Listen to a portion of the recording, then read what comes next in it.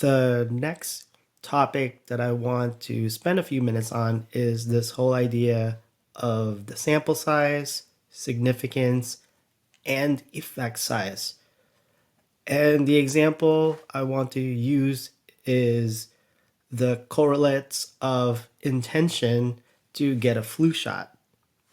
This would be quality of health insurance coverage, amount of fruits and vegetables consumed, age, and distrust of medical science. And because we have four different correlates there, then we're going to have four different hypotheses, right? Four different sets of null and alternative hypotheses. So, for example, there is no association between intention to get a flu shot and health insurance coverage quality.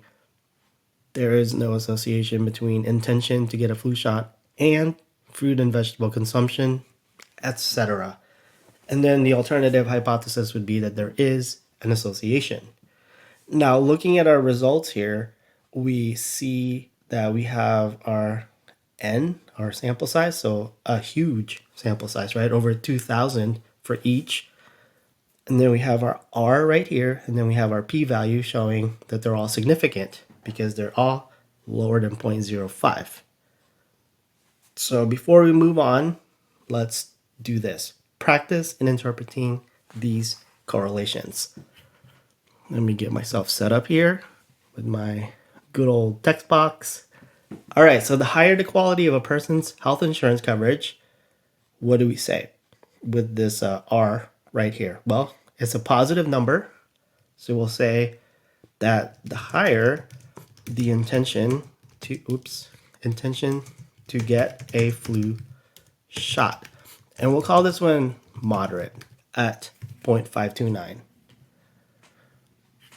Okay, what about the next one? The higher a person's fruit and vegetable consumption, there's another positive association there, right? So the higher the intention to get a flu shot.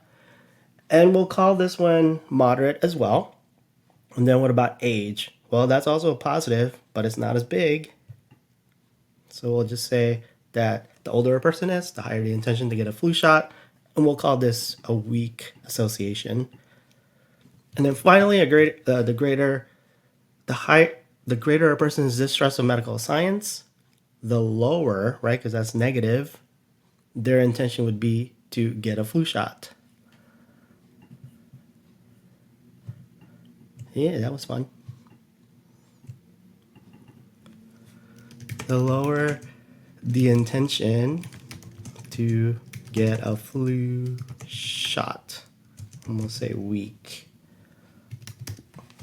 Here's the thing though, when it comes to looking at significance, if n is large, then it's going to be statistically significant. It's going to be easier to detect smaller and smaller relationships. And so at this kind of number, yeah, that's why it's not surprising that we ended up with a statistically significant outcome here. Now, in another study, they did the same thing here, same null and alternative hypothesis with age and the intention to get a flu shot, but it only had 200 respondents, and that one was not significant. So, point here is sample size makes a difference, and so you have to look at something else. To assess whether correlations are, before I say that, I skip this part. So even if R is equal to 0.01, that'll be significant if the sample is large enough. So we have to look at something else.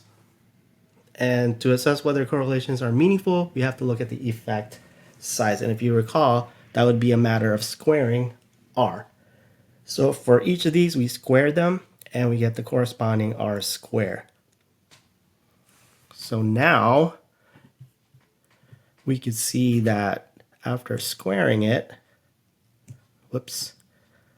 that the largest effect size is this one at 0.28. And then age, that's 0.02. That doesn't really explain a lot of the variance, right? So that's smallest effect size right there. So the moral of the story is if we rely on significance alone when interpreting statistical results, we miss out on important information.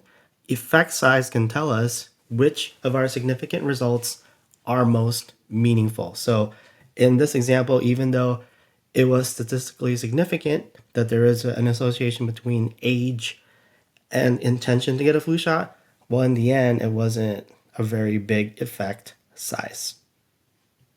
All right, let's move on to the next topic in the next video.